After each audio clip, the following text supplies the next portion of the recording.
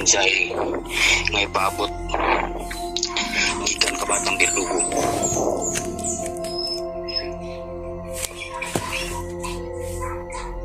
Gusto niya makikita kanimo sa ikatulong higayon. Ug dili ka mutuman sa iyang imbitasyon.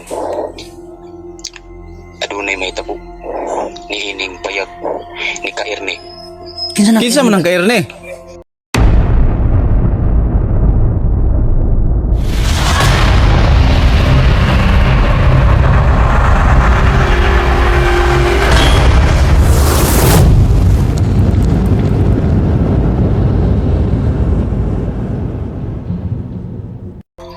Wala na dagang pangutana. Kay kapalo na mo ug kinsa nang tawaran. Kinsa nang Kaerne ba? Hoy, Law! Yung mga master, ano na mga master? Ano nam... Sabi niya? Biglang pinatay. Sino yung Kaerne, Brad? Anong kailam siya sa pagkakumandir haram? Siguro, tawagan yun na siguro. Ha? Batang Berdugo.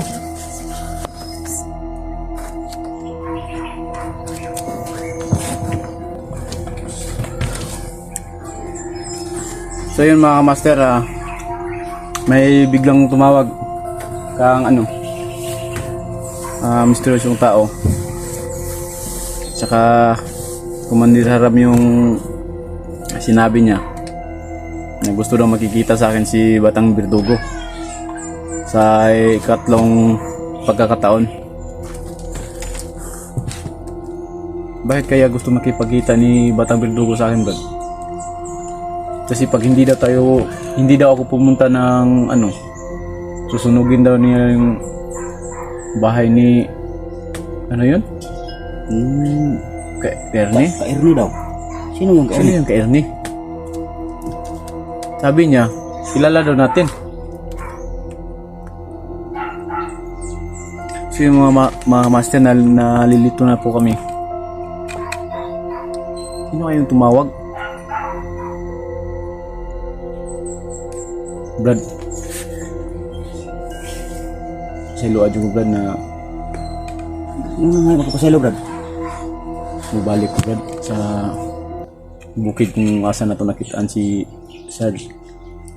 Kaya basin og dili ko mubalik, Brad, basig katong ilang giingon na dili ko mo abot sa tukmang oras o adlaw. Basig na may tabo daw sa kuan ni Kaerne, pero akong gusto, Brad, na makig-istorya po ko sa Batang Berdugo. Sa luwa kay ko, Brad, kung gusto basig ako lang siguro isa uy bilin ako si Sarge sa imo, ha? Dili, Brad. Di na pwede nga ikaw lang isama ato dito. Kinahanglan nga sabay kita. Saan ko muna to ni si Sarge, Brad? Huwag siya kauban diri. Dili pwede nato napangitaan diri og mabinlan nato. Nga di nato pahibalon si Sarge. Nga mobalik ta dito sa nga magkikita ka ni Batang Berdugo. Dili pwede nga ikaw lang isa. Magsulo ka. So yun mga kamaster, sobrang nalilito na talaga ako kasi yung tumawag, kilala niya ako kung sino ako eh. Pero dun sa tumawag kang misteryosong tao, pero kumandir haram yung sabi niya. Gusto daw makipagkita ni Batang Berdugo sa ikatlong pagkakataon daw. Dahil yung ko lang sa isip ko kung sino yung si Kaerne, dahil lang sabi niya alam na daw namin kung sino yung si Kaerne. Kaya nalilito ako mga master. Anong dapat gawin namin o anong unang hakbang na gawin ko? Kasi hindi pa masyadong naka-recover si Sarge.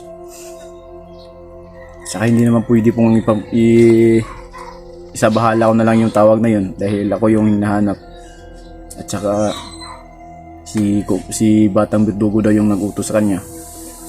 Gusto ko ring makita ulit yung anak-anakan ko dati. Saka makapagkingin na rin tawad. Saka, ayun, gising na pala si Sarge mga master.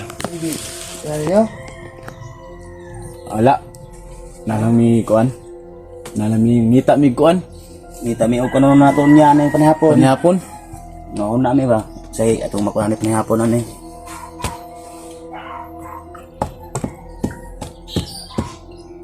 So yun mga master, hanggang dito na lang yung video ko muna.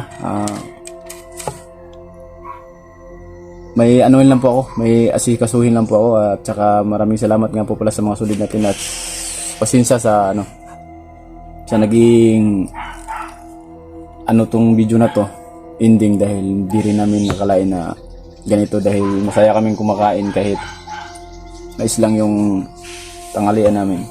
Pero naputol sa isang tawag lang dahil doon sa tawag na gusto makipagkita ni Batang Verdugo sa akin sa madaling araw at saka isa pa yung nagpalagulo ng isip ko. Kilala doon namin yun si Ka-Ernie.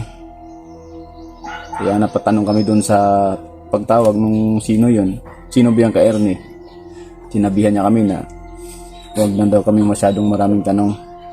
Sa diretso baba na yung telepono. Kaya naguguluhan na ako mga kamaster. Sa isip ko lang ngayon kung sino man yun, didiretso na siguro ako sa bundok kung kinakailangan. Sana nandun na ako sa exploration na yun. Lahat ng mga sulit ko, suportado niyo ako hanggang matapos ng mga mission na hindi ko alam kung kailan. Sana magsubaybay po kayo sa mga bawat upload namin ni Misteryoso. Saka itong video na to mga kamaster, ginawa namin to hindi sa yung nakita na may na ginawa namin to dahil kumakain kami para may panood kayo na kung ano yung update ni Sarge dito sa bahay. Pero di namin nakalain na biglang tumawag yung tao na hindi namin kilala na inutusan daw ni Batang Verdugo. Sa hilala niya ako. Kaya medyo naguguluhan ako mga master. Kaya pasensya na sa lahat ng mga solid na gagawin ko to ulit. Babalik ako sa bundok mga kamaster kung saan nakita ko ulit yung Batang Verdugo na ngayon sa pagkakataon na magkita kami. Sana magkausap ko na yung matiwasay at makumbinsi natin yung bata na yun. Pero di ko maipapangako yun mga kamaster na makumbinsi natin siya dahil alam natin nung una pa lang talagang matapang na bata. Tsaka tinutukan niya talaga ako ng baril. Binigyan na lang kami ng dalawang pagkakataon ni Misteryosong Tao na makatakbo. Siguro naisip niya na may utang na loob siya, pero sa nakita namin ni Misteryosong Tao sa mata niya, talagang sukdulan na yung kasamaan niya. Siguro baka makumbinsi natin, natin sa mabuting usapan. Sana walang mangyari sa atin mga kamaster. So ayun mga kamaster, magpapasalamat ako sa lahat ng sumusuporta at saka sana sa pagbalik ko sa bundok mga kamaster nandun pa rin kayo. Kasama ko sa lahat ng mga... Hindi lang ikaw ang babalik, Brad. Ha? Hindi lang ikaw. Ay, sasama ka? Sasama ko. Hindi pwede na ikaw lang mag-isa. Paano si Sarge dito? Yun sinabi ko kanina na maghanap tayo ng na maano natin sa kanya. Hindi pwede nga ikaw lang mag-isa doon pupunta. Hindi ako papayag. Baka pag si Sarge itong iba yung sa kanya, baka tatakas yan. Hindi siguro yan. Kausapin lang natin na mabuti na magpaalam tayo Huwag mo sa kanya. lang ipaalam talaga ni Sarge ha. Wag lang natin sabihin sa kanya na ganito itong ang puntahan natin. Sabihin lang natin na may tayo ng pagkain. May tayo. Yung pang niya, pang bili ng gamot. So yun mga kamaster, talagang naguguluhan na talaga ako mga kamaster. Sobrang sakit na ng ulo ko.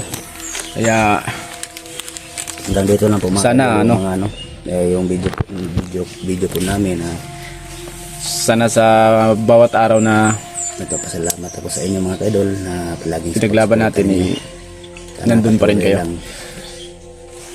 Talagang hindi to basta-basta mga kamaster dahil kilala tayo nung tumawag kahit dito sa amin wala nakakilala sa tawag nila sa akin doon sa bundok dati. Nung Commander Haram na tawag nila, walang nakakilala sa akin dito eh. Namangal ako dahil talagang sinabi niya, Commander Haram, gusto makikita daw ni Batang Verdugo sa mga pangatlong pagkakataon.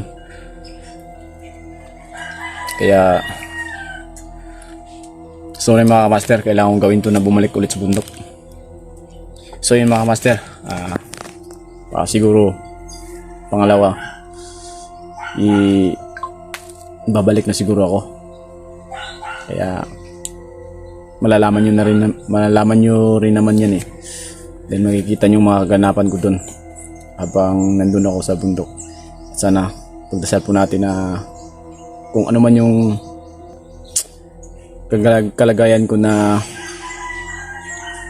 kumpleto kumbaga sa paglakad ko. Sana pag-uwi ko rin kumpleto ko din. Salamat sa lahat. Salamat. So, saludo ako sa lahat ng mga solid supporter natin dyan at saka sa mga silent viewer natin. Dun sa ibang bansa, mag-ingat po tayo lagi. God bless po.